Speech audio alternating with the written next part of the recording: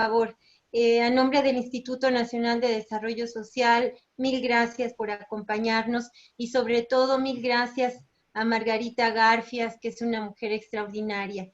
Ella es activista por los derechos de las personas con discapacidad múltiple, sus cuidadoras y cannabis medicinal como parte del derecho a la salud, madre de un joven con discapacidad múltiple y epilepsia farmacoresistente.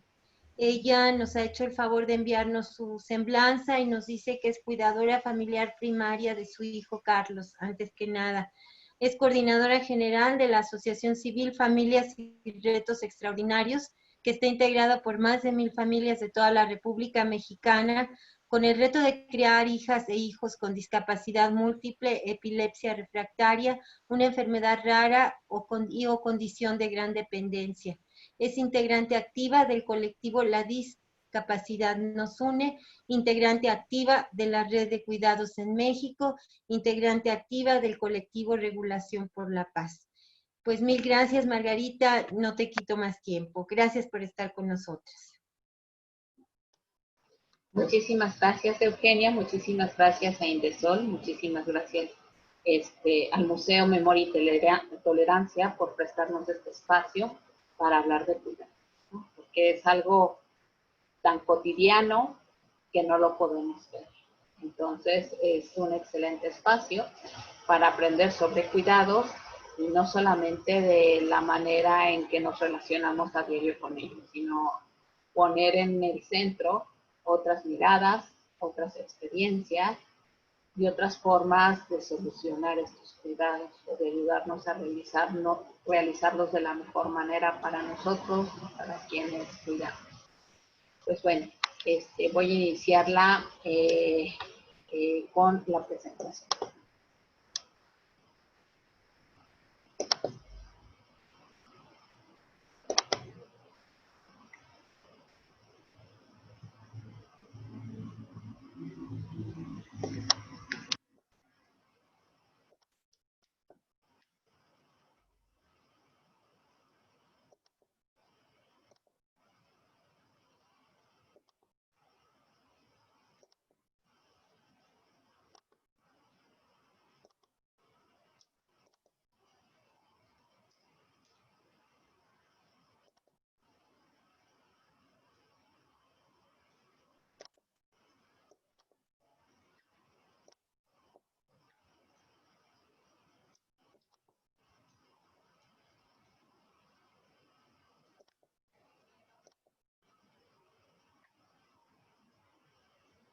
Ok, el tema de hoy es el uso terapéutico de la cannabis como un derecho humano, una experiencia de vida.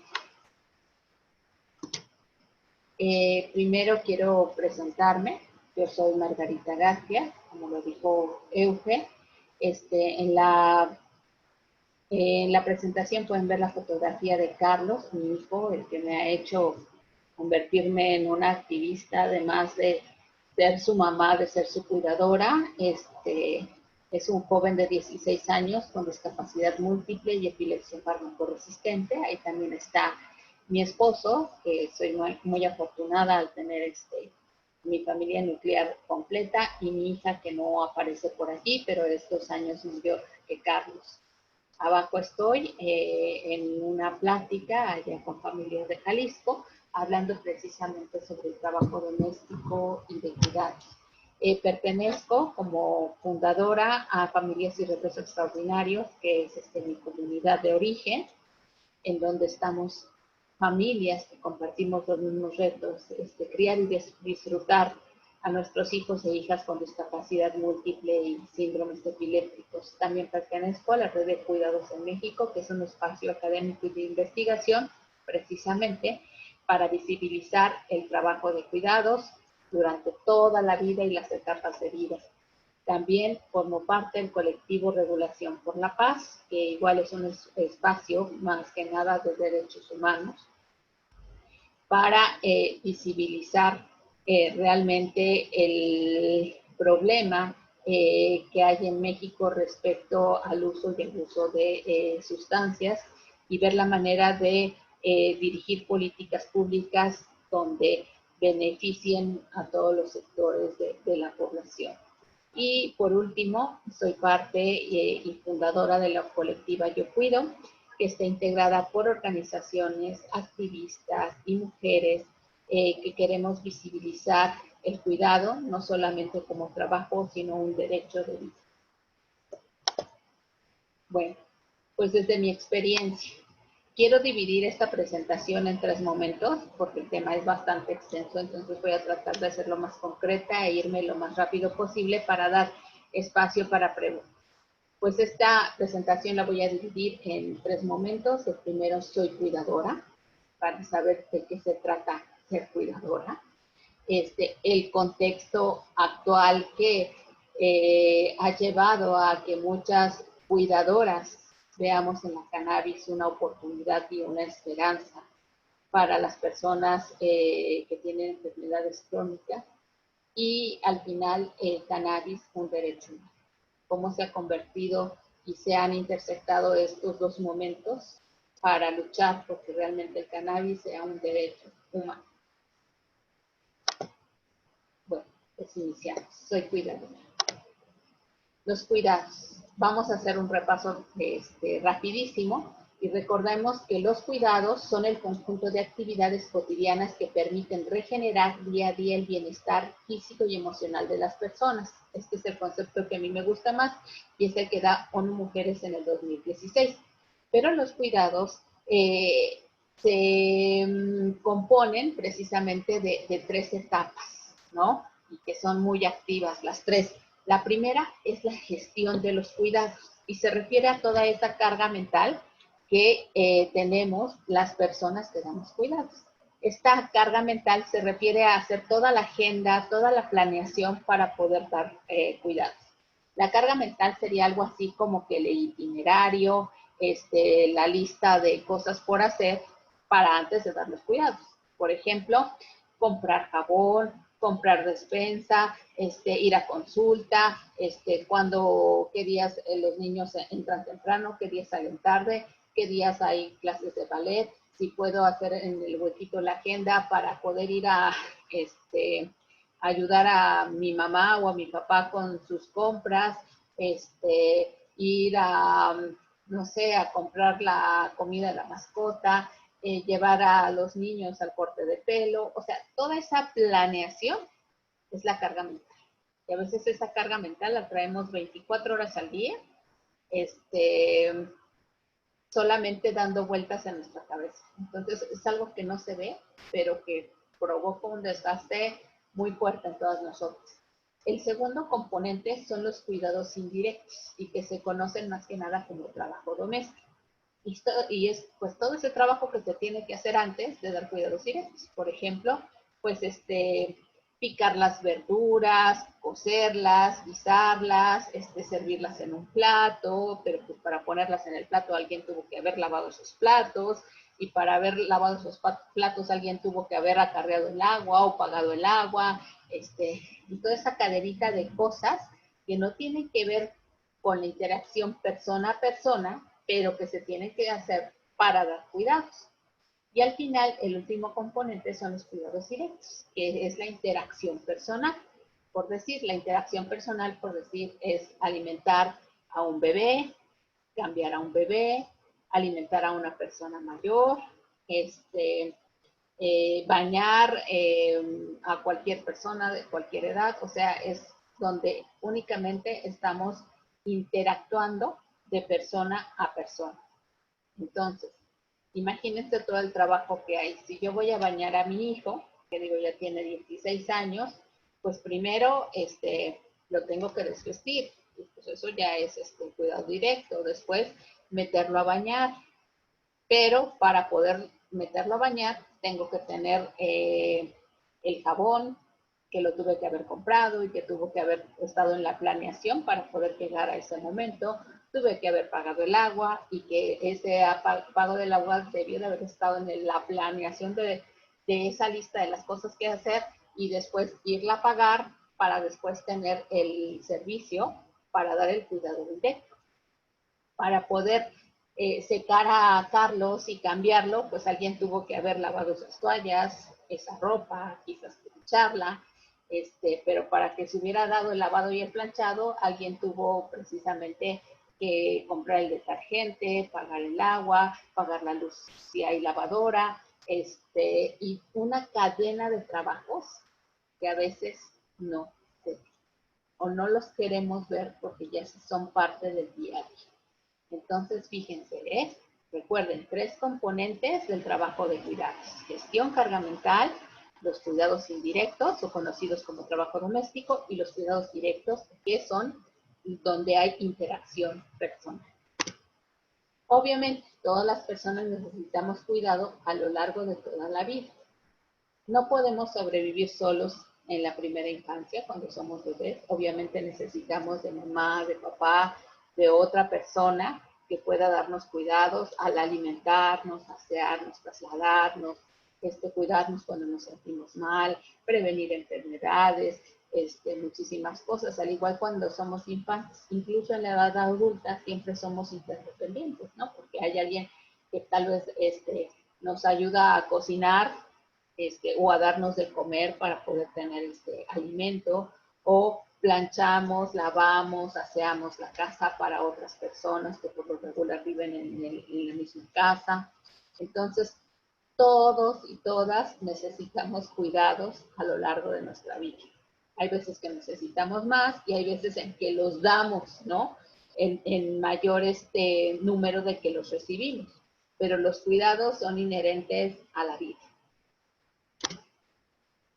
Ahora, etapas de la vida en que se requieren y se proporcionan cuidados intensos y extensos. Esto quiere decir que en estas etapas de la vida necesitamos más tiempo para dar estos cuidados o recibirlos, ¿no? Esto es, obviamente, la primera infancia, pues son más intensos debido a que un bebé no tiene la capacidad de solventar sus necesidades por sí solo. Entonces depende al 100% de otra persona para poder sobrevivir. En la vejez, obviamente, los cuidados se agudizan debido a que la vejez llega acompañada de pérdidas de habilidades, y como nos decía la maestra Gaby en la pasada conferencia, pues a veces la vejez no solamente llega sola, sino llega desgraciadamente acompañada de enfermedades o condiciones que se pudieran haber prevenido, ¿no? Entonces, muchas veces la vejez por sí misma no implica tantos cuidados, pero sí la enfermedad crónica que llega con ella. También otro momento, pues obviamente en enfermedad o convalecencia, en cualquier etapa de la vida podemos tener un accidente, una cirugía, una enfermedad, y podemos requerir cuidados adicionales cuando los médicos nos dicen debe de estar enfermo, ¿no? Incluso cuando se tienen bebés, muchas de nosotras fuimos apapachadas por las mamás y tener ese reposo después del parto, ¿no? Pero ¿a quién se le dice cuidador primario? Bueno, en un principio, ahí como por 1970, decían que el cuidador primario eran aquellos trabajadores y trabajadoras de la salud que prestaban sus servicios en la atención primaria en salud, APS, si se le conoce, tanto en instituciones públicas y privadas como en hogares. Entonces, en un principio, los cuidadores primarios eran ese personal de salud, ¿no? Obviamente que tenían un empleo, que tenían un salario y que estaban capacitados, que tenían pues horarios definidos, pero se encargaban de dar esta atención primaria a la salud a las personas que acudían a estos servicios. Pero ¿qué pasa después? Pues bueno, aquí la OMS desde el 2006, o sea, y eso ya se había tardado la OMS, porque más o menos desde los 80 comenzó a haber una carga de enfermedades crónicas en las familias, y bueno, la OMS nos dice, actualmente se está produciendo un cambio en los modelos familiares de cuidado. Comenzamos a tener un gran número de personas de edad avanzada, lo que determinará un aumento de las enfermedades crónicas y degenerativas, como lo son las enfermedades cardiovasculares y metabólicas, cánceres, traumatismos, trastornos neurológicos y psicológicos. Son cargas importantes que afectan por igual a poblaciones ricas y pobres, por lo que de la atención en hospitales se pasa a la atención domiciliaria, que exige nuevas capacidades y nuevos gastos y una nueva organización.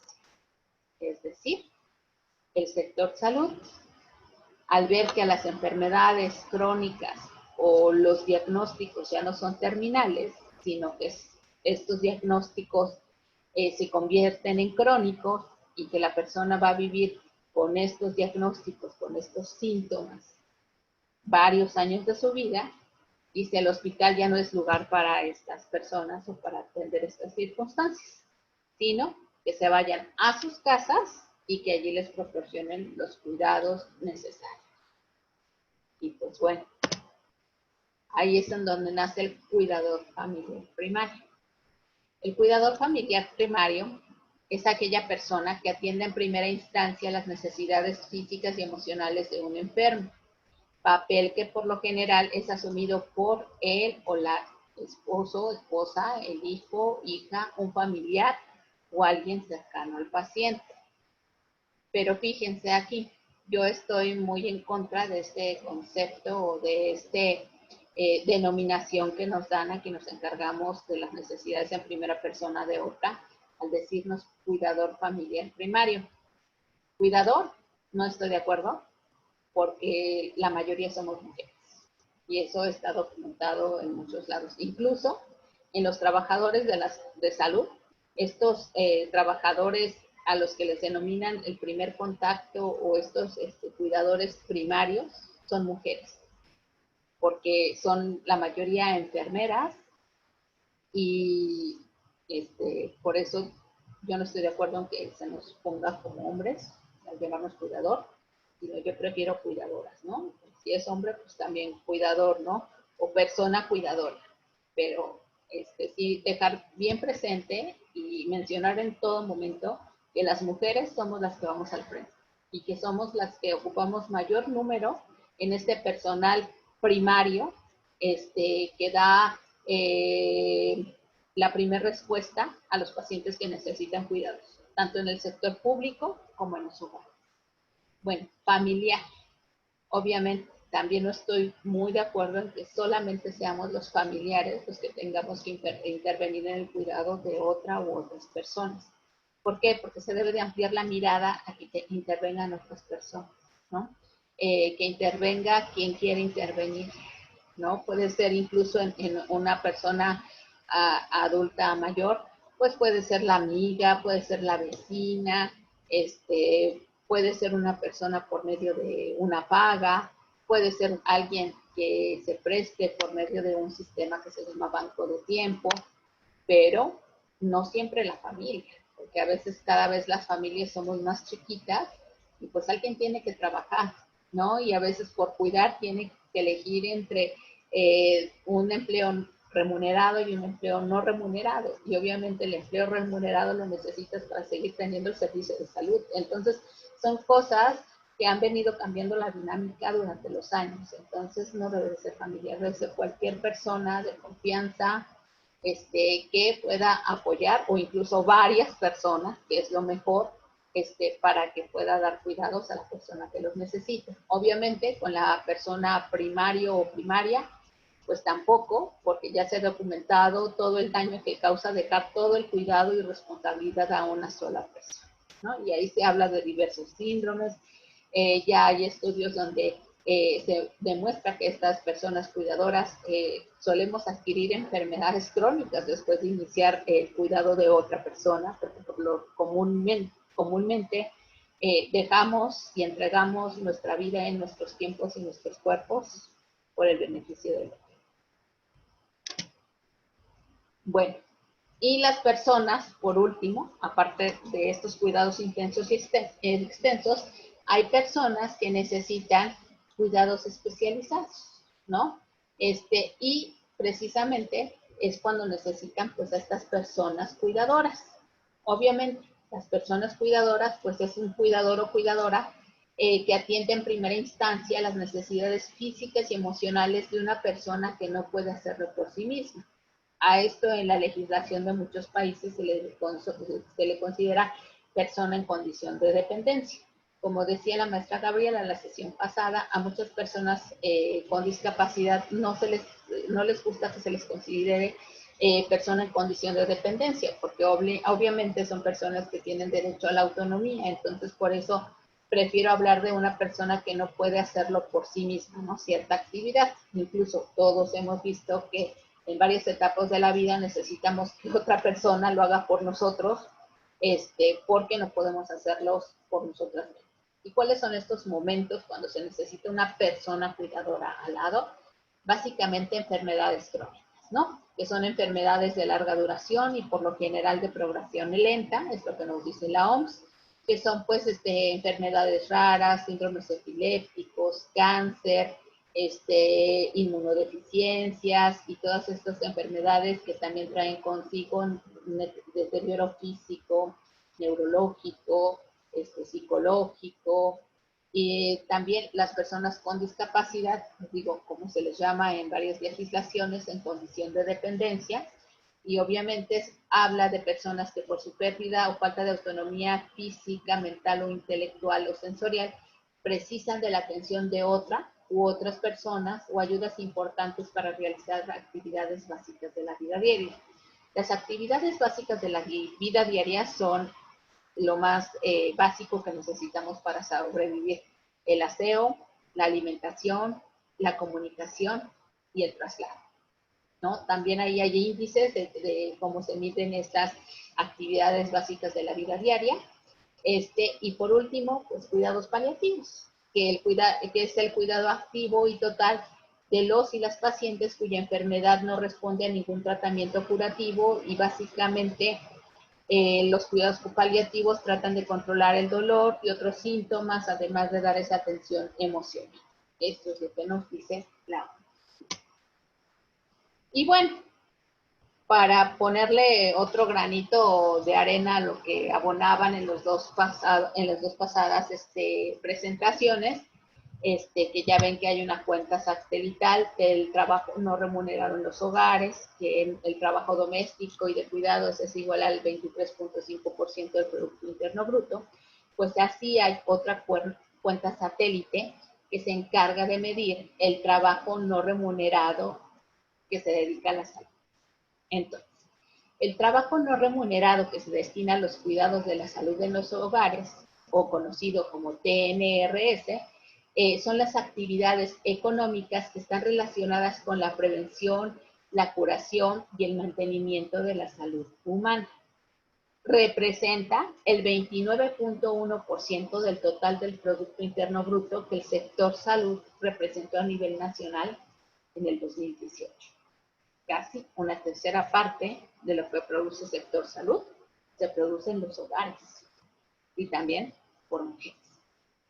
El tiempo que se dedicó en los hogares mexicanos a las actividades de prevención, cuidado y mantenimiento de la salud fue de 5.656 millones de horas en 2018 y se conformó por las actividades relacionadas con los cuidados especializados.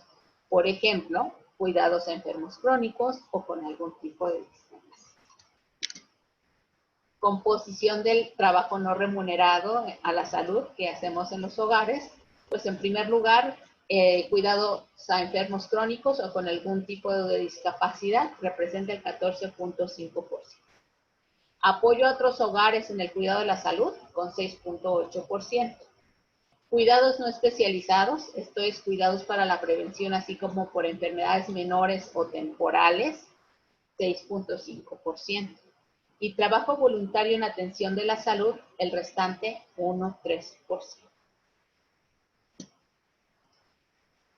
Es importante señalar que estos cuidados especializados, la mayoría de las veces se realizan de forma precaria, poniendo en riesgo a quien recibe y a quien proporciona cuidados debido a la falta de atención y seguimiento médico, falta de insumos y medicamentos, así como la falta de información y formación para dar este tipo de cuidados.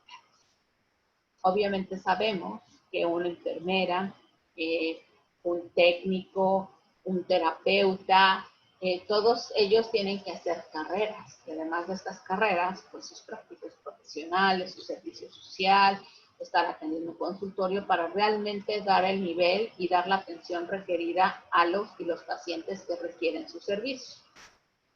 Cuando una persona está en casa, desgraciadamente las mujeres la mayoría de las veces nos convertimos en el terapeuta, la enfermera, la doctora, la camillera, etcétera, sin preparación previa. Simplemente nos dan un curso como de capacitación de lo más importante y nos dicen, ahí está su familiar, y cualquier urgencia, pues lo recibimos ahí con el doctor, o cita abierta a urgencias, es lo que nos piden. Entonces, pongan en la balanza, ¿no? ¿Cuántos años debe tener un profesional para hacer lo que nos están pidiendo que hagamos y lo que nos están dando nosotras para, entre comillas, atender a nuestro familiar? Entonces, esta es la razón que muchas veces nos lastimamos, incluso nosotras mismas, por dar este tipo de cuidados, porque no sabemos cargar, no sabemos cómo administrar bien los medicamentos, qué hacer en una emergencia, en el caso de una gastrostomía, de una traqueostomía, y de muchas otras cosas que requieren enfermos crónicos. Bueno, en el 2018, y también aquí hay otra cosa muy importante. Nos mandan a la guerra y sin fusil, ¿no? Porque sí tenemos ahí a nuestro familiar, dice hay que hacerle esto y esto y esto, pero hemos visto que muchas veces no se proporcionan todos los insumos médicos que se deben de proporcionar para dar al menos la atención medianamente bien. Entonces todo queda en nuestra bolsa. Entonces muchas veces estas situaciones nos llevan a enfrentar gastos emocionales, gastos físicos y gastos económicos tremendos. En el 2018, el gasto realizado directamente por los hogares para cubrir sus necesidades de salud ascendió a 548,188 millones de pesos, sin contar el valor económico del trabajo no remunerado, lo que representó el 42% del gasto de consumo final de bienes y servicios relacionados con la salud. Al considerar el trabajo no remunerado que los hogares destinan al cuidado de la salud, o TNRS, se observó que este fue equivalente a 378,210 millones de pesos. Esto significa que en el año que se reporta, es decir, 2018, el gasto total que los hogares realizamos directamente y a través de nuestro trabajo no remunerado cerró en 926,398 millones de pesos. Así de grande es nuestro chance. Obviamente, todo esto que se va poniendo de los hogares se llama gasto de bolsillo. Este gasto de bolsillo es lo que tiene que poner el paciente o la familia de su propio dinero para atender las enfermedades y conforma el 41% del gasto dedicado a salud, el segundo porcentaje más alto en la obra. El gasto de bolsillo en salud es otra fuente de desigualdad en México, ya que estos gastos para muchos hogares mexicanos, principalmente los más pobres o en aquellos donde uno o más de sus integrantes tenga una enfermedad crónica, por lo que requiere de muchos medicamentos, se convertirán en gastos catastróficos para la familia. La OCDE señala que un 64% del gasto de bolsillo se utiliza para la compra de medicamentos. El gasto catastrófico en salud es aquel gasto en salud que representa más del 30% de la capacidad de pago de una persona o familia. El gasto catastrófico en salud,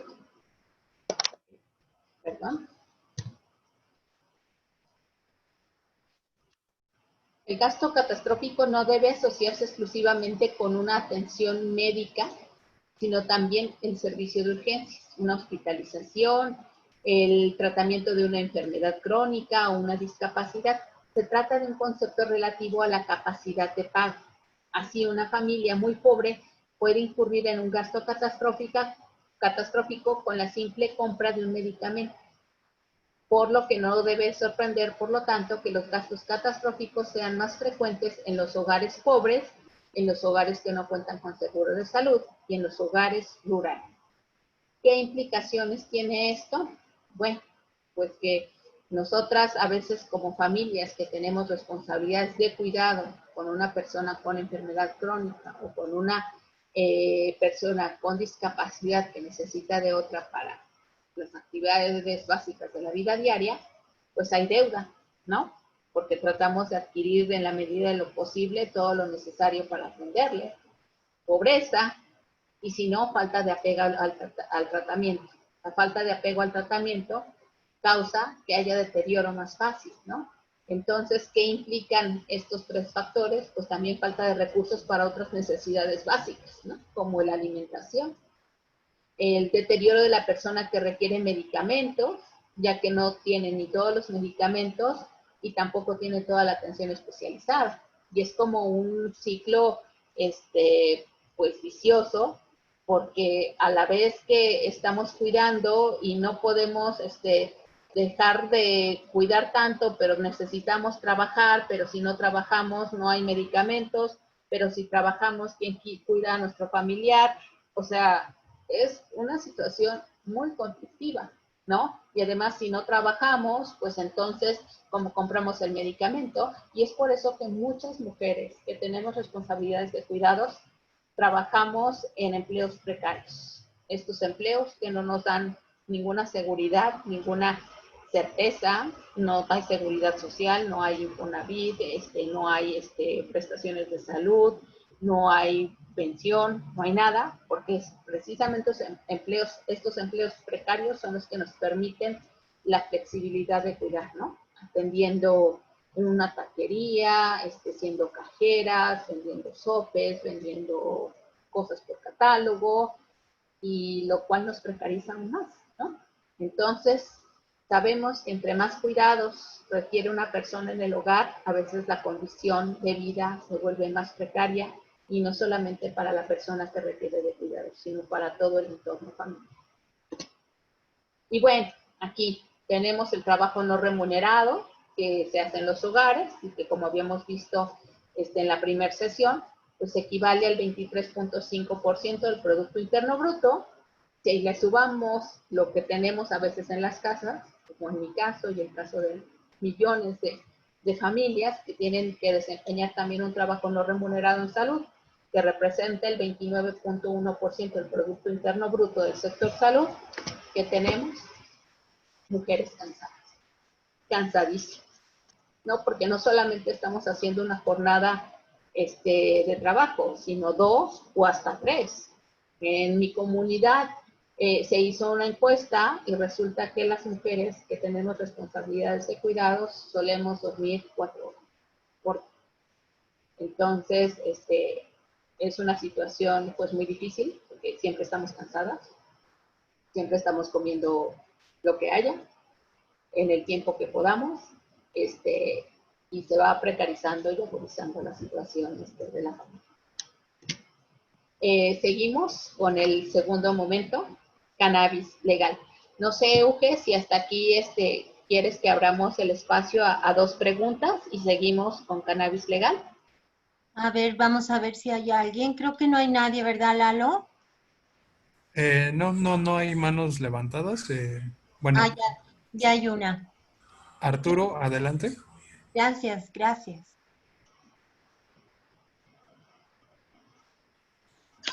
Hola, buenas tardes. Buenas tardes, Arturo. Mira, a mí me llama mucho la atención. Está muy interesante los datos que arrojas, pero me sigue constando, moviendo de que realmente existimos cuidadores hombres, y por qué no somos tomados en cuenta en todos estos datos que se están. Entiendo que prevalece el cuidado por parte de la mujer, indudablemente, eso es algo que difícilmente se puede cambiar, pero siento que cada día son más también los cuidadores hombres, que por las circunstancias que tú quieras poner, le tenemos que entrar al trabajo del cuidado. Pero me llama mucho la atención que todos los estudios, conferencias que he estado y participaciones en congresos y demás, que no aparezcamos realmente ni siquiera un porcentaje mínimo. ¿A qué se debe que no se nos tome en cuenta? Bueno, yo por eso a veces, en vez de hablar de cuidadores primarios o hablar de cuidadoras, porque a final de cuentas todas las personas necesitamos cuidados en algún momento de nuestra vida, quiero igual para incluir a hombres y mujeres, llamarnos personas cuidadoras, ¿no? Más allá de género. Y en segunda, creo que a pesar de que ya hay cuentas satelitales, no están desagregadas. O sea, sí se habla de que son en mayoría mujeres, pero no está como en específico cuántos hombres, de qué edad y por qué están cuidando. Y eso también, pues es algo así como que algo generalizado, ¿no? Porque sí se habla más de mujeres, pero tampoco hay números desagregados de qué momento de la vida están dando esos cuidados, ¿no? Si son más hijas, si son más mamás, si son abuelitas, si son las nietas, pero creo que todos estos diálogos, Arturo, abonarán para avanzar y exigir que nuestras autoridades pues comiencen a tomar estos datos desagregados y también hablar de los hombres. En la comunidad donde yo pertenezco, ya hay papás cuidadores. Alrededor del 98% somos mujeres y 2% son hombres. Y este 2% a veces igual tiene que luchar muchísimo porque obviamente están acostumbrados a ver mujeres, ¿no? Y por decir, en el caso incluso de subirse al metrobús, les dicen, no señor, usted no puede subirse en los vagones de enfrente porque es para mujeres. Pero dicen, pero si yo vengo empujando a mi mamá que no puede mover ella su silla de ruedas, no importa, ¿no? Entonces sí son pleitos porque desgraciadamente piensan que somos solo mujeres. Pero sí, hay que poner en el centro que todos cuidamos y que podemos ser hombres, podemos ser mujeres y puede ser en cualquier etapa de la vida.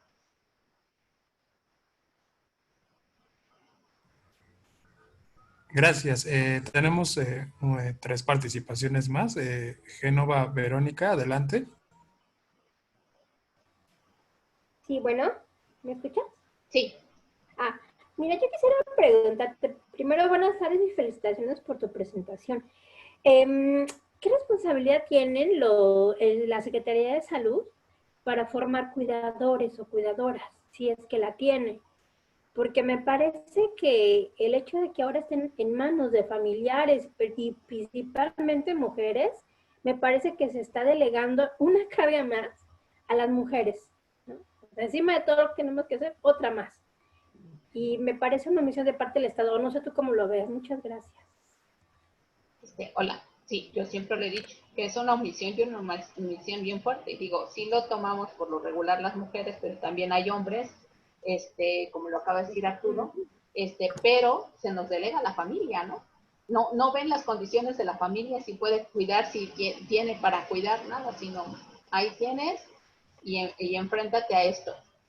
La Secretaría de Salud a través de diversos, de sus subsecretarías o sus sistemas de salud, como es el IMSS, por decir, da como que capacitaciones para quienes cuidan enfermos renales, para quienes tienen ciertos diagnósticos que son los de mayor prevalencia, pero obviamente no tienen la especialización en todas esas áreas. En el caso de mi comunidad, tenemos pacientes que utilizan traqueostomías, gastrostomías, y deberías de ver a las mamás sufriendo, ¿no? Preguntándole a las otras cómo le hacen. Y lo bueno que hay otras que ya tienen 10 años de experiencia, 12 años de experiencia, y son las que les explican de manera amable. Pero en sí, ahorita, no hay como una responsabilidad legal del sector salud hacia las familias con este tipo de pacientes. Se limita a programas de capacitación y al seguimiento mensual que llegan a tener los pacientes y las pacientes que tienen IMSS o ISSSTE.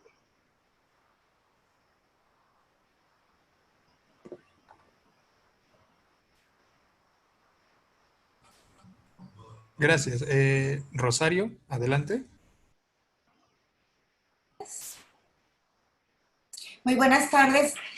Me gusta tu presentación, Margarita. Mira, aquí en Baja California tenemos nosotros el detalle de que aparte de que hay que atender a la familia y en este caso a cuidar personas adultas mayores o personas con alguna discapacidad, pues muchas veces no tienes ni siquiera la atención de las instituciones para poderte capacitar. ¿Por qué? Porque el presupuesto está recortado. Porque no hay manera en que te puedan ni siquiera orientar. Entonces, muchas veces las mismas instituciones, organismos de la sociedad civil empiezan a retomar esto, porque aquí en Baja California no es muy fuerte todavía la cuestión del adulto mayor, ¿verdad? Entonces, ahorita se está trabajando ya con asociaciones civiles que están dando ese trabajo, esa capacitación, pero aquí es donde uno se pone a pensar, ¿qué le corresponde al Estado con estas políticas públicas y cómo lo vamos a resolver, ¿verdad? Entonces, sí, se me hace muy interesante tu tema, porque, por ejemplo, hay ocasiones que el ISSSTE proporciona cursos, nos ha tocado llevar a organismos de la sociedad civil, y por otro lado, el Seguro Social te hace pequeñas pláticas, ¿no? Pero formalmente, aquí ni siquiera el instituto, el INAPAM, tampoco. Entonces, sí es muy importante que dentro de estas políticas públicas en la planeación, pues se les tome en cuenta, porque sí es muy, muy diverso nuestro país y la necesidad que se requiere. Eso es todo, Margarita. Gracias por las 3 participaciones. Sí, de hecho, dentro de Yo Cuido, junto con la Red de Cuidados y otras colectivas y colectivos, organizaciones, estamos pues trabajamos para que se garantice el derecho al cuidado digno y al tiempo propio, ¿no? Porque obviamente queremos que nos ayuden con el cuidado de quienes amamos, pero también no se lo podemos dejar a otra persona que lo haga sin conocimiento de causa, sin la calidez y calidad que lo podemos hacer hasta cierto punto dentro de nuestros alcances y limitaciones, pero sí debe garantizarse a nivel constitucional. Actualmente la iniciativa por el derecho al cuidado digno y el tiempo propio está en la Comisión de Puntos Constitucionales en Cámara de Diputados, precisamente pues para ser dictaminada, ¿no? Es decir, para que los diputados pongan la palomita o el tachecito para ponerlo en pleno y que después pase a Cámara de Senadores. Entonces, es algo que estamos exigiendo desde las organizaciones de la sociedad civil, que haya el cuidado al derecho digno para que recibamos y tengamos todo este apoyo. Y también desde el Senado se está planeando hacer una iniciativa para crear el Sistema Nacional de Cuidados, pero más bien sería como un sistema nacional coordinador de cuidados para que pueda coordinar precisamente a las instituciones y organismos que actualmente existen para poder atender de manera coordinada las necesidades de cuidado de la población. Pero bueno, apenas esto está en planeación y pues esperemos que todas desde la sociedad civil podamos empujar. Bueno, pues continuamos. Cannabis legal. Bueno, compuestos de la planta, ¿no? A veces escuchamos cannabis, pero no sabemos bien de qué se trata o por qué la planta ha tenido esta presencia tan mediática, ¿no? Y bueno, el principal motivo son los compuestos de la planta. La principal sustancia que se encuentra en la planta son los cannabinoides, ¿no? De ahí el nombre cannabis. Los cannabinoides son sustancias que actúan sobre el sistema nervioso central, el sistema periférico y el sistema inmunitario, y de forma particular sobre los receptores cannabinoides. Todos los mamíferos, seres humanos, perritos, quien sea mamífero, tenemos receptores cannabinoides. Y estos receptores cannabinoides están por todo nuestro cuerpo, principalmente en el sistema nervioso central.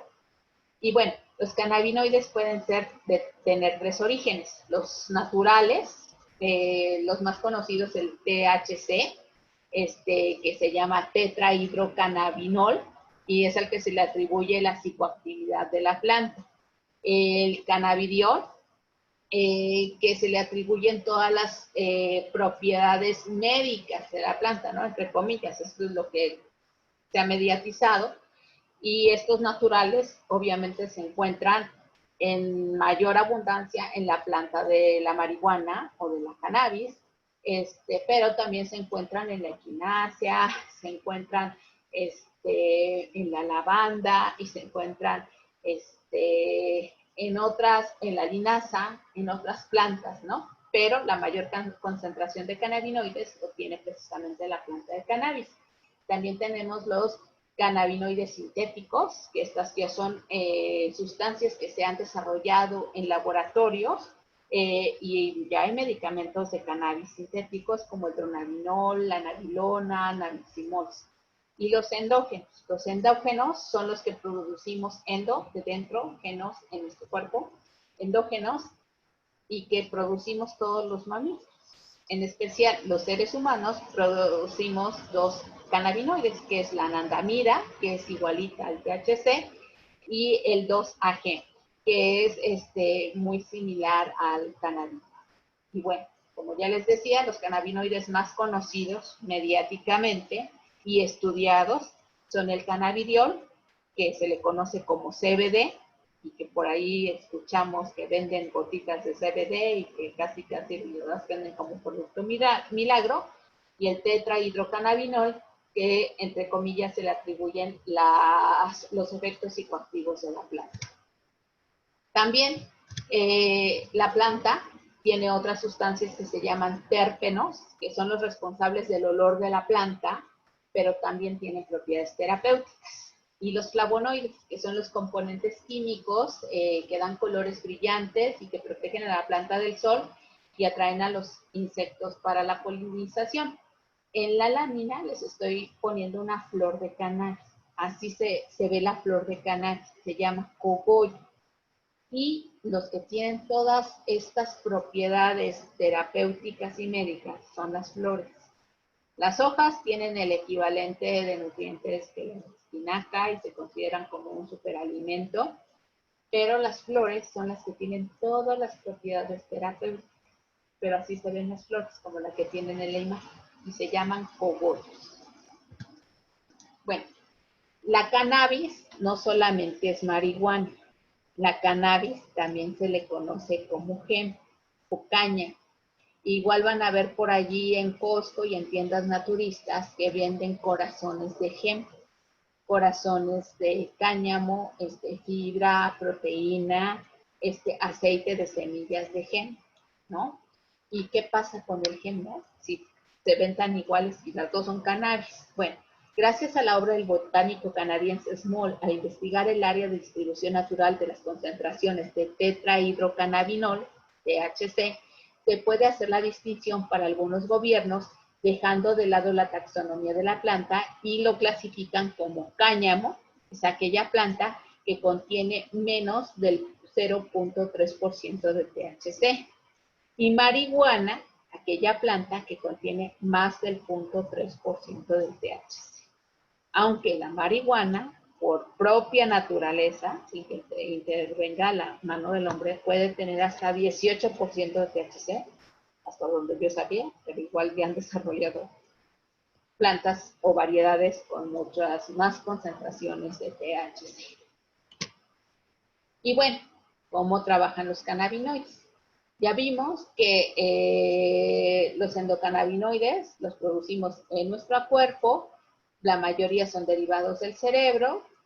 Los precursores, es decir, los alimentos que podemos comer y a partir de ellos nuestro cuerpo produce sus propios cannabinoides, son esos alimentos altos en omegas 3 y en omega 6 y que se van a convertir o va a convertir nuestro cuerpo en anandamida. También tenemos los fitocannabinoides, que obviamente son derivados de la planta, por eso fito, y los podemos encontrar pues en las hojas que están pegadas a las flores, a los cogollos, porque ahí también tienen como resina con todos estos cannabinoides, terpenos y flavonoides, en tinturas, en extractos, y de esta planta vamos a obtener pues el THC, el CBD y otros cannabinoides que todavía se han descubierto, se sabe poco, y otros que están en investigación y otros que serán descubiertos más adelante. Y obviamente los cannabinoides sintéticos, que están hechos por laboratorios farmacéuticos, que son compuestos sintetizados y patentados, como hay un THC que se llama marino. Y todos, cualquiera de estos tres, se van o son absorbidos por los receptores endocannabinoides. La mayoría, como les digo, están en los receptores en el cerebro. Y estos receptores endocannabinoides se conocen como el sistema endocannabinoide CB1 y CB2. El sistema endocannabinoide está involucrado en regular una variedad de procesos, incluyendo el apetito, el dolor, la sensación de placer, el sistema inmune, el humor y la memoria. Esta lámina es de una clínica en España que se llama Calapa Clinic. Ahí están los datos por si quieren conocer un poco más. Es una buena página de información, ya que los artículos son escritos por médicos de investigación. Y bueno, ¿cómo nos encontramos al cáñamo, no? El cáñamo, que también es cannabis, como sabemos, pero que tiene menos del 0.3% de THC en sus flores, porque en las demás partes de la planta muchas veces ni siquiera hay presencia de cannabinoides, la podemos encontrar como alimentos, ¿no? Aquí están los corazones de semillas, estos son como los que venden en Costco, aceite prensado en frío, como el de oliva, como el de cártamo, como el de girasol, que está más rico, este sabe a nuez, la proteína de cáñamo, y se consideran superalimentos. Este alimento proveniente del cáñamo es precursor de los endocannabinoides, así que si consumiendo estos alimentos, su cuerpo tendría la materia prima para producir sus propios endocannabinoides, al igual que otros alimentos altos en contenido de omega 3 y omega 6. Y de las flores se hacen suplementos alimenticios, que es por lo regular lo que van a encontrar, desgraciadamente, en México en el mercado negro, porque al no ser legal, muchas veces los suplementos se encuentran en el mercado negro y pues no nos garantizan, en primera, siquiera que tengan cannabinoides o CBD, como dicen, tenerlo, ni el contenido, ni la seguridad, si están contaminados o no están contaminados, pero bueno. Y es bien importante, los productos de cannabis deben de ser orgánicos y tener resultados a la vista sobre contenido de químicos, pesticidas, metales pesados y contenidos de cannabinoides, porque la planta de cannabis tiene una peculiaridad, ayuda a limpiar los suelos. Ustedes, en muchos países, el cultivo de cáñamo se utiliza como entre cultivos del suelo, porque la planta tiene la propiedad de absorber todas las porquerías. Se llevan los metales pesados, los restos de pesticidas, los restos de contaminantes, lo que sea se lleva. El problema es que si esta planta, que ya está toda contaminada, la vendemos como alimentos o como suplementos, todos estos contaminantes van a quedar en la persona que los consume. Entonces, es por eso que siempre hay que buscar que estos productos tengan una certificación de orgánico o que al menos tengan un código o información de su página en donde aparezcan los análisis que están libres de contaminantes y de metales pesados. De la marihuana, ¿qué se puede hacer o qué se ha hecho de la marihuana, no? Recordemos que la marihuana, para fines legislativos o de control entre los gobiernos, se considera mayor al 0.3% de THC. En nuestro país la legislación quedó como arriba del 1% de THC. Pues primero cannabinoides sintéticos con fines medicinales, ¿no? Como los que les comentaba hace rato, el sesamet, el dronabinol, también cannabinoides sintéticos para usos recreativos o lúdicos. Tenemos fitocannabinoides grado farmacéutico, como el Sativex. Este es un spray para personas con esclerosis múltiple. El costo de 3 frasquitos de estos, como de 5 mililitros cada frasco, anda como en 12,000 pesos. El Epidiolex, que es para pacientes con epilepsia refractaria. El frasco de 100 mililitros anda como en 25,000 pesos. Entonces, como que no es muy barato lo que actualmente hay en el mercado grado farmacéutico. Y finalmente, lo que se llaman productos artesanales y que son los que, desgraciadamente, por la falta de una regulación del gobierno pues se está haciendo en las casas, ¿no? Que son pues en ácido, los jugos verdes o estos macerados que las abuelitas hacían en alcohol, algunos compuestos que se decarboxilan, esto es, decarboxilar es someter a calor para quitar moléculas de carbono, entonces se puede hacer en aceites, en resinas, pues también pomadas y también para vapear o fumar, ¿no? Porque digo, en México, bueno, no fumar, sería vapear, fumar no, porque hay combustión y eso es dañino, quemar cualquier cosa, meternos es muy dañino y en todos lados. Pero también no vape pens de esas que venden en el mercado negro, porque el mercado negro no garantiza nada. En Canadá hay unos vaporizadores donde se pone la planta, no esos líquidos que no tenemos certeza de su contenido ni de su calidad, sino que se pone la planta y que se quema esta planta o se vaporiza esta planta, que sería la palabra indicada, a ciertos grados centígrados para obtener ciertos cannabinoides, ¿no? Y aparte dosificar. En Canadá es muy utilizado el vapeo para dar tratamientos médicos. En México, al parecer, no va a quedar autorizado, pero bueno, va a haber otros productos a la venta de cannabis. Esa fue una pequeña introducción. Espero que haya quedado un poquito clara de los productos de cannabis y de la cannabis. Euge, ¿quieres que hagamos 3 preguntas? Sí, por favor, Margarita. De acuerdo, gracias. Gracias. Adelante.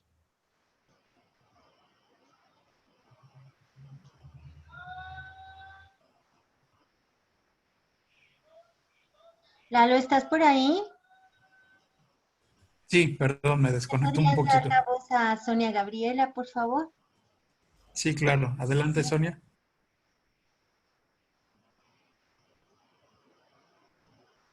Hola, buenas tardes. ¿Sí se me escucha? Sí. Margarita, antes que nada, felicitarte por tu excelente ponencia, por todo este trabajo de investigación exhaustivo y todo mi reconocimiento. Me gustaría preguntarte 2 elementos del primer bloque que me quedaron ahí como dando vuelta en la cabeza para ver si tú me puedes ayudar a disipar mi duda. Una es, usaste el concepto de paciente en condición de dependencia. Quiero preguntarte, ¿este concepto de dónde fue acuñado? Y desde cuándo está circulando, ¿no? En el medio, es la primera vez que lo escucho, entonces me llama la atención si pudieras ayudarme con eso.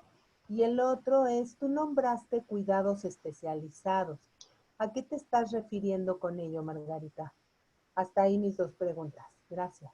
Ok, gracias. El concepto de persona en condición de dependencia, donde se ubica por primera vez para personas con discapacidad, es en la Ley de Autonomía y Dependencia Española. Es en donde se toma ese primer concepto, ¿no? Porque realizan como unos baremos para determinar la intensidad de apoyos o ayudas que necesitaban las personas con discapacidad.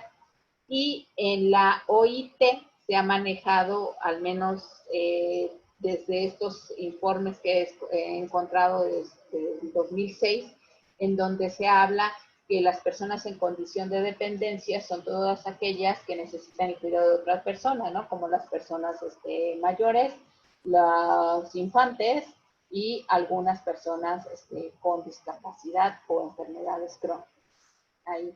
Y la segunda pregunta, si me la repites, se me fue.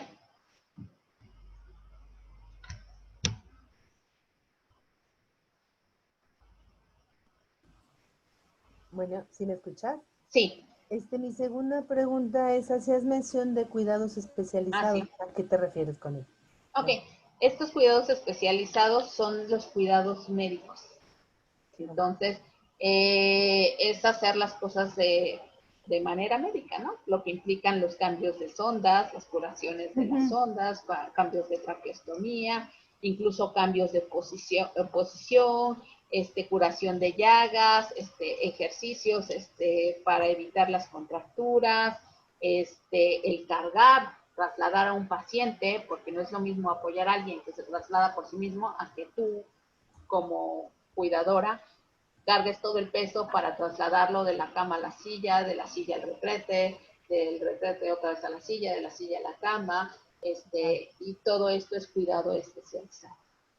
Y igual por ahí le dejo a Euge el link para que vean estos resultados de la cuenta satelital del trabajo no remunerado a la salud que realizamos los hogares, para que puedan abordar y investigar más y aprender sobre este trabajo especializado. Gracias.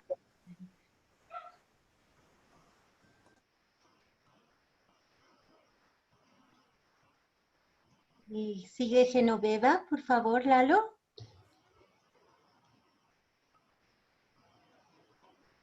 Bueno, ¿sí me escuchas? Sí, sí te escuchamos. Sí, quisiera preguntarle, básicamente, bueno, antes de que sigas con tu presentación, las bondades de la marihuana me quedan clarísimo que son buenísimas, ¿no? Para fines terapéuticos. Y ya si le quieren dar desde el aspecto lúdico, bueno, eso es otra situación. Pero, ¿qué es lo que ha pasado desde tu experiencia? Digo, porque yo no sé en qué parte ya de pronto ya nadie habló, porque iba muy avanzada la iniciativa de que se iba a legalizar, ¿no? Justamente con esa situación, llamándole lúdico, ¿no? Que básicamente pues es un fin terapéutico y en México tenemos mucha necesidad de darle una utilidad a esa planta que finalmente tenemos muchísima y sale de excelente calidad, pues para darle esa utilidad. ¿Qué fue lo que pasó? ¿Sabes, Margarita? Muchas gracias. Sí, ahorita en la segunda, en este tercer momento, el cannabis es un derecho humano, abordo y aclaro toda esa situación. Si pasamos a la siguiente pregunta, Euge. Sonia, por favor. Bueno, por orden, le toca a Diana y después a Sonia. Entonces, Diana. Terminamos con Diana. Nada Ok. más por ahora. Ok, perfecto. Gracias. Hola, ¿qué tal, Margarita? Pues primero que nada, muchas felicidades. Ha sido una ponencia magistral. ¿Cómo describes, entre comillas, esa simplicidad de cuidados? Lo que dices del desgaste mental, de lo que implica de que ya el hecho de estarlo planeando pagar, ir a comprar el jabón, ir a pagar el agua, todos esos, y que lamentablemente hay poblaciones que son más golpeadas, ¿no? O que se van a ir golpeando con el transcurso del tiempo porque esto definitivamente conlleva un deterioro en el ingreso cuando no hay más personas que apoyen, tanto económica como presencialmente. Esa parte la describiste de una manera, pues, excelente y quiero felicitarte por ello.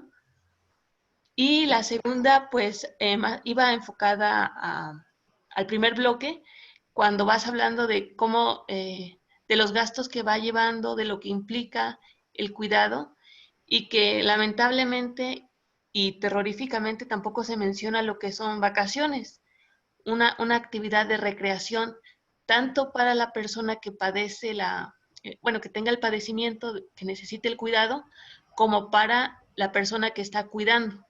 O sea, que tanto que vayan si en la lucha diaria están juntos, también ir pues a la alegría juntos, ¿no? A las vacaciones. Y que cuando, pues, la economía está tan mermada o tan comprometida, pues que estos aspectos, tanto en recursos como en tiempo, tampoco, no hay un espacio destinado o que pueda ser destinado para, pues, recargar energías ante el desgaste cotidiano tan fuerte. Así es, y algo que ocurre mucho con los pacientes o los enfermos crónicos, o incluso con nuestros hijos e hijas con discapacidad, es que a veces entre más grandes o entre más pasa el tiempo es más difícil tener estos espacios, ¿no? Porque cada vez se mandan más cuidados, es más difícil moverlos, necesitamos a más personas para poder trasladarlos, pasearlos, alimentarlos incluso. Entonces, son situaciones que desgraciadamente solamente está en nosotras poderlas ir organizando para poderlas ir sobrellevando, ¿no? Entonces, muchas veces, por desgracia, no se van a dar estas vacaciones, estos espacios. En otros países han implementado algo que se llama espacios de respiro o días de respiro, en que llega otra persona, una cuadrilla o una enfermera o una cuidadora, mandada por algún programa social para que la cuidadora ese día pueda salir con su esposo, pueda irse a hacer un chequeo médico, porque a veces ni eso, ¿no? Se posterga la diversión, pero a veces incluso se posterga la salud de nosotros mismos. Así es. Y si me pudieras repetir el nombre de la organización que decía Yo Cuido, por favor. Es Yo Cuido México, así nos encuentras en Facebook y es parte de una iniciativa en Latinoamérica. Te vas a encontrar con Yo Cuido Perú, Yo Cuido Colombia, Yo Cuido Chile, y todas somos mujeres que cuidamos a personas que necesitan de muchos cuidados. Gracias. Gracias. Euge, pues continuamos. Sí, por favor. Gracias, Margarita. Gracias. Bueno, cannabis, un derecho humano, ¿no? Si se dan cuenta, pues la vida de quienes cuidamos no está fácil, ¿no? Que la cannabis, a final de cuentas, sí tiene propiedades terapéuticas, tiene propiedades médicas. No es una medicina milagro, tal cual, ni tampoco cualquier frasquito que les vendan por ahí o que se encuentren en Facebook o en Mercado Libre va a tener un efecto tal cual lo debe de tener, porque desconocemos el origen de ese frasco y hay muchísimos charlatanes. Entonces muchos dicen que la cannabis no sirve, ¿no? Entonces, pues, ¿cómo la cultivaste? No, pues me la dio el vecino, el amigo del vecino, la compré en Facebook, una comadre me dijo que si le entraba al multinivel y al final de cuentas ese producto no resultó, pues es porque igual ni era cannabis, porque desgraciadamente no hay una regulación que nos permita que estos productos estén registrados ante la COFEPRIS, que es la Comisión Federal que se encarga de verificar el contenido, estabilidad y calidad de los medicamentos, de alimentos y de otros productos de uso cosmético.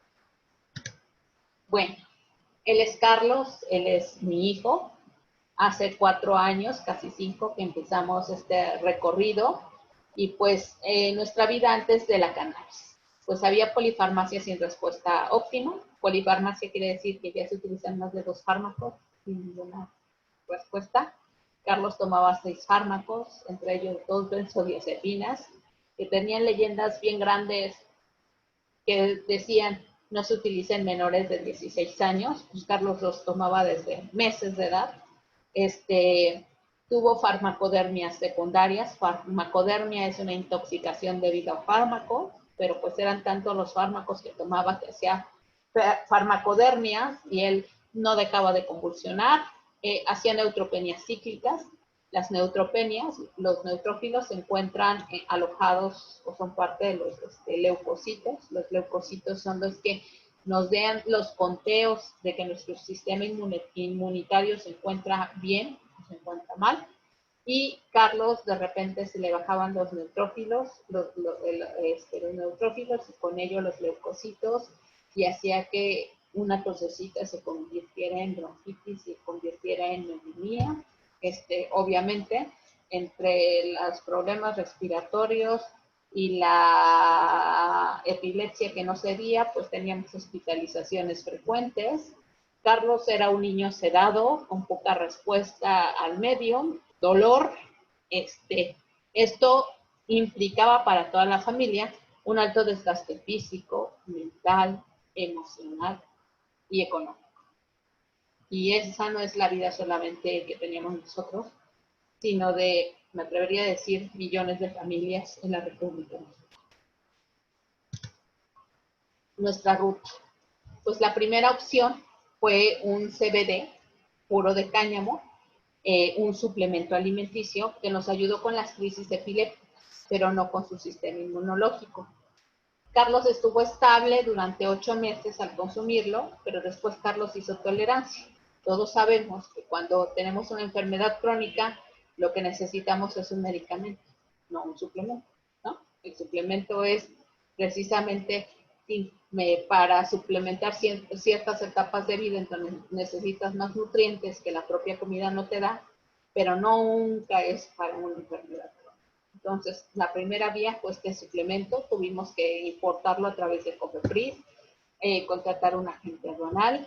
El costo del frasco nos salía en 6,500 pesos, más o menos a Carlos les duraba mes y medio, pero nosotros como familia tratamos de hacerlo por mejorar la salud de Carlos.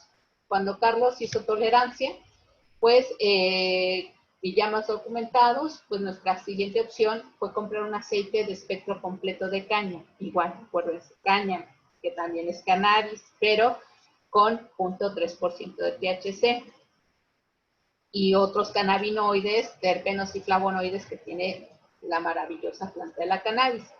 Entonces, le compramos este aceite y la sorpresa es que con este poquito, 0.3% de THC, Carlos dijo adiós a los hospitales. Su sistema inmunitario comenzó a subir, a estar en los parámetros normales, a que las gripas ya fueran gripas, las enfermedades no llegaran a hospitalización, y el costo más o menos de este frasco era de 7,500 pesos. Nos duraba aproximadamente 3 meses.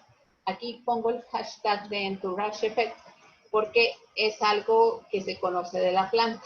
El Entourage Effect es así como el efecto séptico, o que toda esta botiquín de componentes que tienen las flores de la cannabis, que es los cannabinoides, los terpenos, los flavonoides, minerales, vitaminas, todo junto, hace como un botiquín, ¿no? Que interactúa perfecto con el cuerpo de los mamíferos y que les ayuda a bajar los síntomas de ciertas condiciones. Ojo, no cura, ayuda a bajar los síntomas de ciertas condiciones de salud. Entonces, fue mucha mejoría, fue mejor, pero a final de cuentas es un suplemento. Y sabíamos que también en este suplemento íbamos a tener un momento en que ya no le iba a hacer a Carlos, ¿no? Entonces, a la par que compro ese suplemento, también comienzo a investigar cómo comprar semillas, pero ya no de caña, sino de marihuana, porque la marihuana es la que tiene derivados, o se pueden elaborar derivados de tipo farmacéutico, ¿no? Y que son a los que se consideran medicamentos. Legalidad. Bueno, en el 2000 se logra que se promulgue una ley de cannabis medicinal en el 2017. Y yo creo que se han de acordar que en el 2017, más o menos en junio, se comenzó a decir que ya se había regulado la marihuana medicinal. Pero la COFEPRIS, que trabaja bajo las órdenes de Secretaría de Salud, tenía que emitir un reglamento, ¿no? Este reglamento lo publica COFEPRIS como un proyecto. Este proyecto se publica por lo regular en la página de la Comisión Nacional de Mejora Regulatoria, como para que todos los ciudadanos le demos un vistazo y veamos si está bien, si responde a nuestras necesidades. Y este proyecto de reglamento en el 2017 solo permitía importación de suplementos y medicamentos para uso personal. Esto implicaba, primero, conseguir el médico que te quisiera recetar algo de cannabis, que te diera la receta.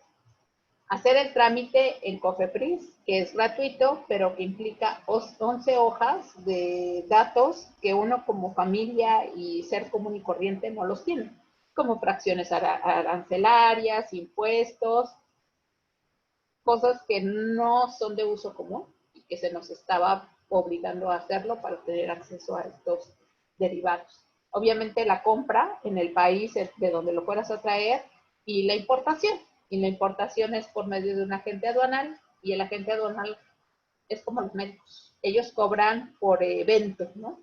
Cuando vas a una consulta, independientemente de si tienes gripa o si tienes bronquitis, el doctor te cobra una consulta.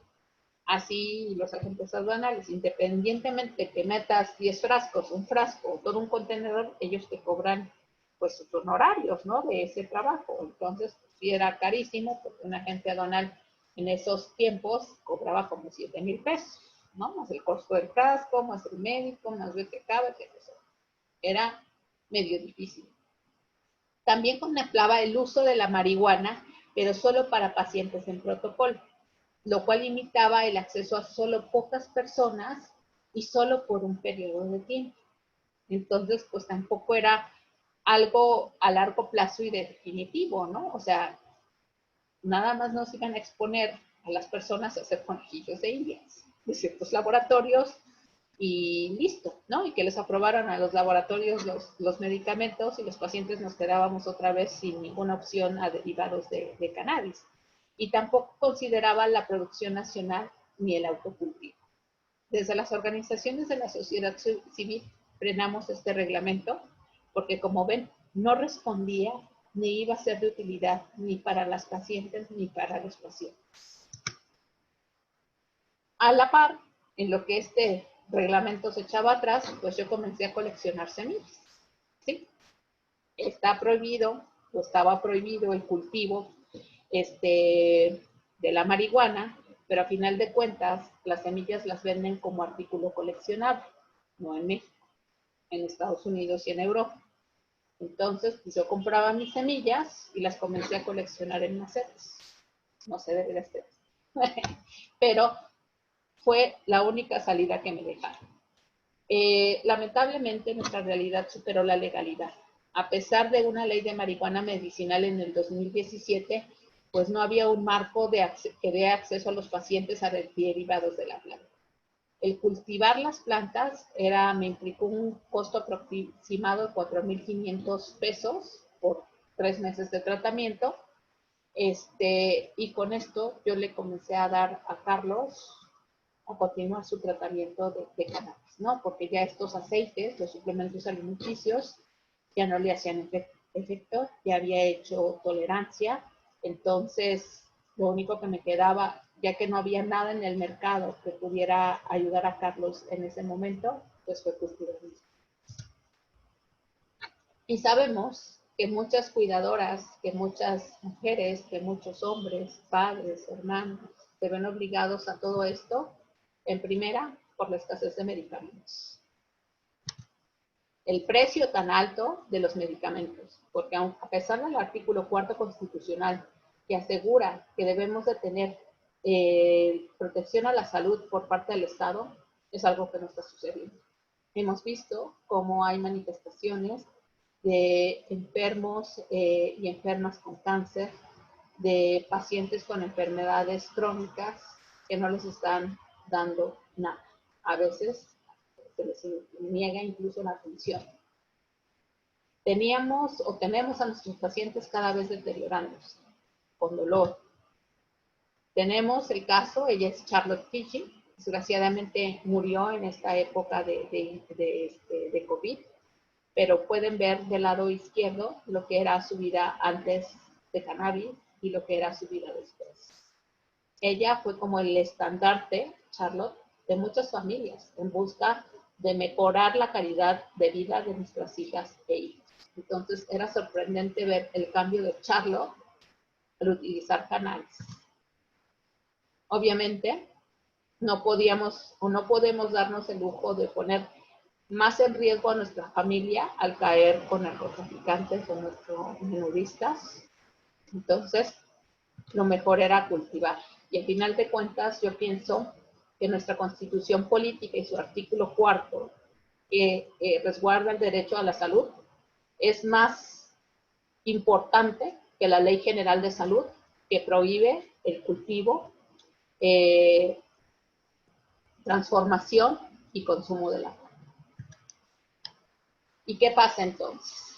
Ella es nuestra abogada, una gran abogada, Luisa Conesa, el joven de lentes, y de eso es mi hijo, Carlos Antonio. Vean qué diferencia. ¿Qué pasa entonces? En el 2017, cuando echamos atrás este reglamento que no servía para los pacientes, llega el 2018 pero ya COFEPRIS no quiso avanzar más para dar un verdadero derecho a las y los pacientes y no publicó ningún reglamento.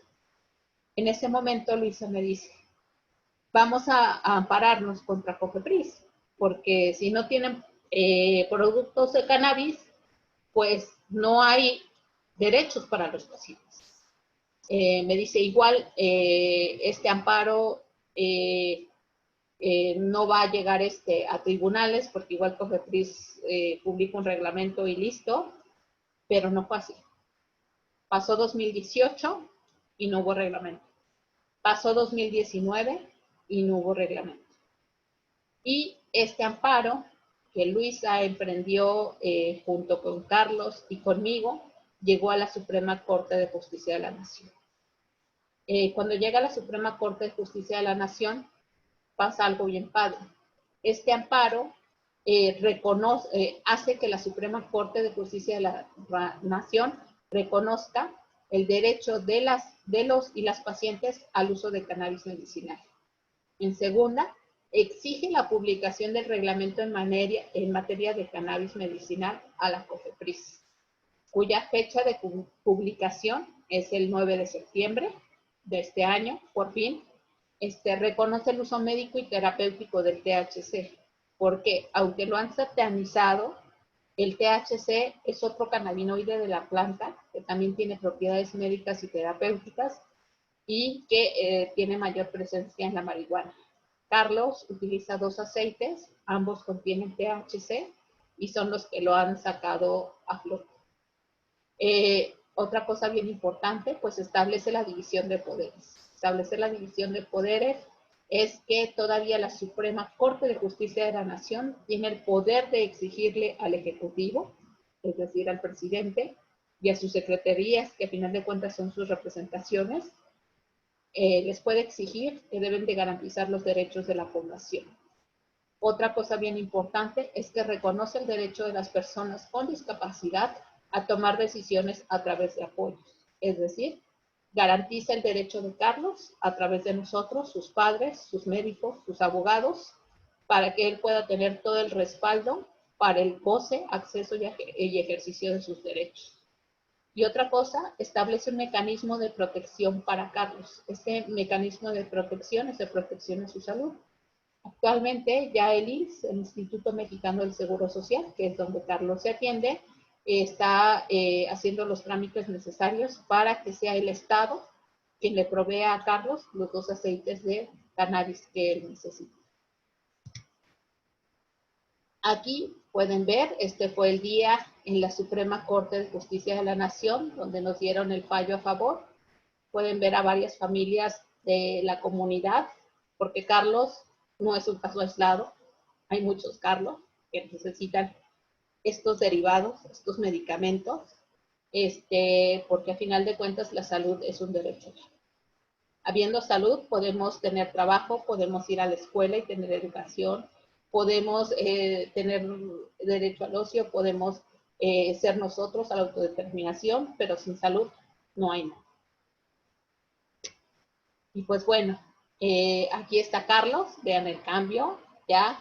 Él muy feliz tomando sus gotas de cannabis, el símbolo de mi organización, Familias y Retos Extraordinarios AC.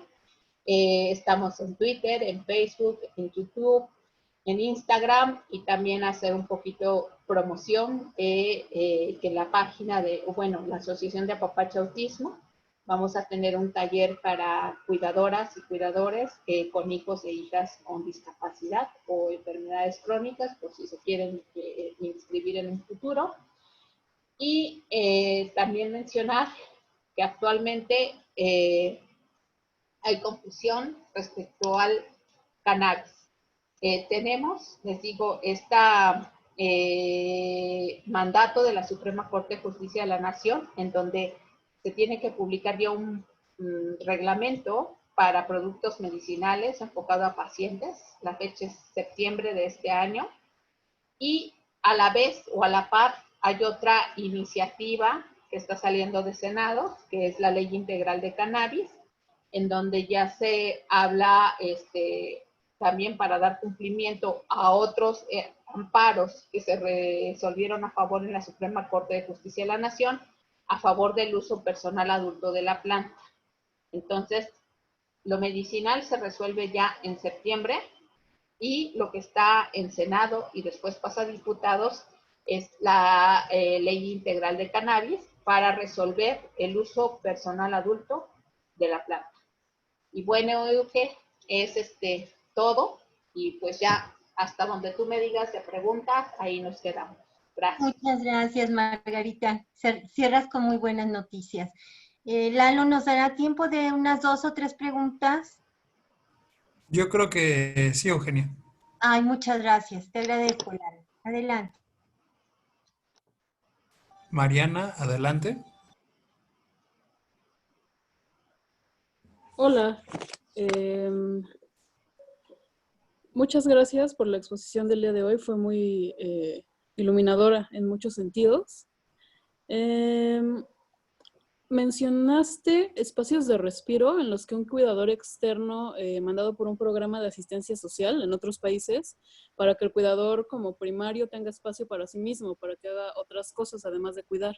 No sé si podrías decirnos en qué países o algo así. A mí me interesa mucho como esta parte de la salud mental y física de los cuidadores, entonces me gustaría poder investigar un poco más sobre eso. Ok. Lo hay en España, lo hay en Uruguay.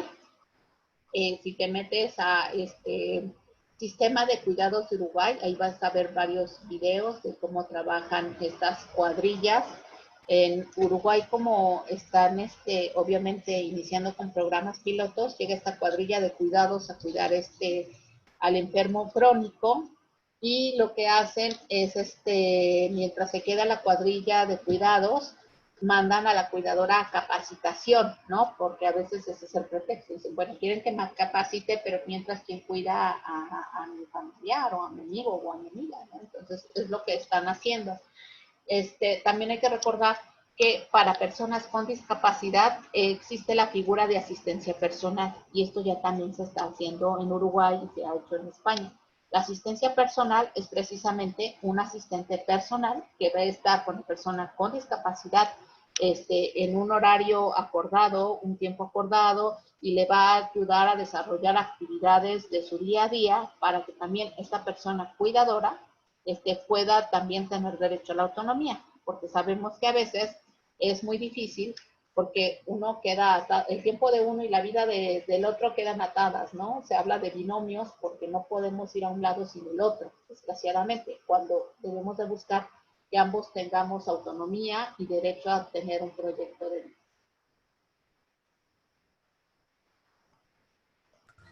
Gracias. Mariana, adelante.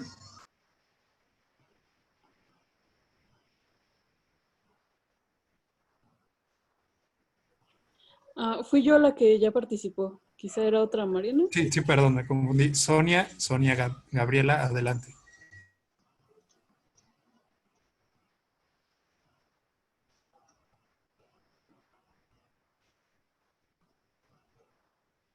Sonia, ¿puedes activar tu micrófono, por favor?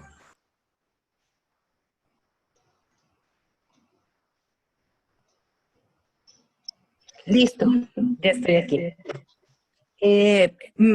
Felicidades a la ponente, me pareció maravilloso toda la información que nos acaba de dar. Y justo ahorita al ver el recorrido que ha caminado Margarita con su hijo, yo me preguntaba mientras te escuchaba, ¿cómo poder hacer toda esta investigación, Margarita, y a la par cuidar de tu hijo? O sea, me encantaría si pudieras compartirnos de qué manera fue que tendiste tu red de apoyo para poder estar leyendo, documentándote tanto y generar el producto de esta ponencia hoy, ¿no? Y a la par estar cerca de tu hijo, atendiéndolo. De verdad, o sea, te felicito, ¿no? Y me encantaría que nos lo pudieras compartir. Gracias. Mira, lo que pasa es que yo soy una de las afortunadas que tiene mi marido al lado. Mi esposo, él se hace cargo de Carlos tal cual si fuera yo, y lo alimenta, le cambio el pañal, entonces nos turnamos, ¿no? En la mañana él va, lo levanta, le da los buenos días, le cambia el pañal y lo siente desayunar, mientras yo hago el desayuno, ya me toca a mí, y así nos vamos turnando. También tengo una hija maravillosa de 19 años, que ella ya también le entra al cuidado de Carlos, porque ese es otro tema que también hay que abordar, la corresponsabilidad de la familia, para que no seamos uno solo o una sola cuidando siempre a la persona que requiere cuidados. Y aparte, yo soy mucho de utilizar los programas que utilizan las personas ciegas para leer documentos. Entonces, como ellas no pueden ver, no los pueden leer, pero utilizan una app que les va pues leyendo el documento, y pues se puede decir que lo estás escuchando, ¿no? El texto lo cambia a voz, y así me he eficientado más los tiempos. Mientras yo estoy lavando trastes o haciendo qué hacer, pues estoy escuchando, ¿no? O sea, en vez de leer, estoy escuchando los textos. Entonces, voy ahí haciendo mis anotaciones, etcétera, pero es la forma en que yo he aprendido a organizarme para seguir informándome y para seguir creando. Entonces, ya de esos textos, obviamente, como no tengo toda la vida, voy anotando ideas claves que ya simplemente traslado a las presentaciones o traslado a productos que voy a compartir o que tengo que entregar.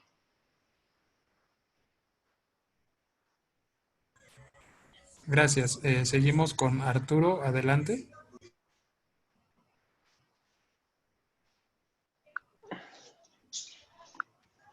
Buenas tardes, otra vez nuevamente. Felicidades, Margarita, por tu excelente trabajo, exposición. Realmente es admirable que desde tu posición de cuidadora estés elaborando estos temas, porque sí es indispensable.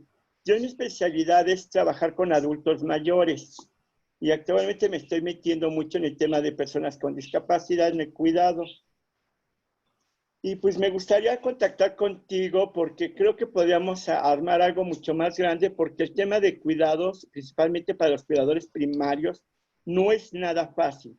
Hay capacitaciones, sí, muy someras, en donde te enseñan, como tú bien lo mencionaste, lo que estaría aprendiendo un profesional de enfermería o algo así, auxiliar de enfermería, para poder cuidar. Tú te lo tienes que chutar tal vez en 3 semanas, 4 semanas por máximo. Y no me dejarás mentir que la verdad es que aunque te empapan y te ayudan, pues sí, son carentes todavía de muchas atenciones en cuanto al cuidado. Y nuevamente, felicidades. Sí, muchísimas gracias, Arturo. Pues sí, bienvenido. Para eso surgió Yo Cuido, precisamente. Esta pues colectiva multiactor, multiorganizaciones, donde tratamos de trabajar todas las personas que tenemos que ver con el cuidado, ¿no? Porque al final de cuentas, por eso así se llama Yo Cuido, ¿no? Porque a veces nos hemos dividido, ¿no? Hay quienes cuidan a personas con discapacidad, quienes cuidan a infantes, quienes cuidan a personas en etapa de vejez, y así, cuando al final de cuentas todos los seres humanos vamos a cuidar en algún momento de nuestra vida. Entonces, es mejor estar enterados, concientizar, saber, ir generando corresponsabilidad. Así que, Arturo, cualquier cosa, mi mail es margaritagarfias2014 @gmail.com. Escríbeme y ahí nos ponemos de acuerdo para que platiquemos todos con todas las organizaciones de Yo Cuido, y pues a trabajar juntos, ¿no? Que esto es para toda la vida, desgraciadamente. Gracias. Al parecer ya no hay alguna otra participación. Eugenia, te cedo la palabra. Muchísimas gracias, Margarita. De verdad, no hay palabras para agradecerte tu gentileza y toda la información que nos has proporcionado. Pues les quiero comentar que la siguiente sesión abordaremos el tema de personas adultas mayores que cuidan. Ojalá nos puedan acompañar. Va a estar con nosotros Mercedes, ella sabe también, ella es mujer cuidadora primaria también, y bueno, también nos va a platicar sobre este tema. A nombre del Indesol y del Centro Educativo Trooper, muchísimas gracias y les esperamos el próximo sábado. Gracias, Margarita. Gracias, Eugenia. Gracias a todas. Muchas gracias, Eugenia. Gracias, Margarita. Y gracias a todas y a todos los que nos pudieron acompañar el día de hoy. Los esperamos la siguiente sesión. Que tengan muy buena tarde. Gracias, Lalo. Bye. Hasta pronto.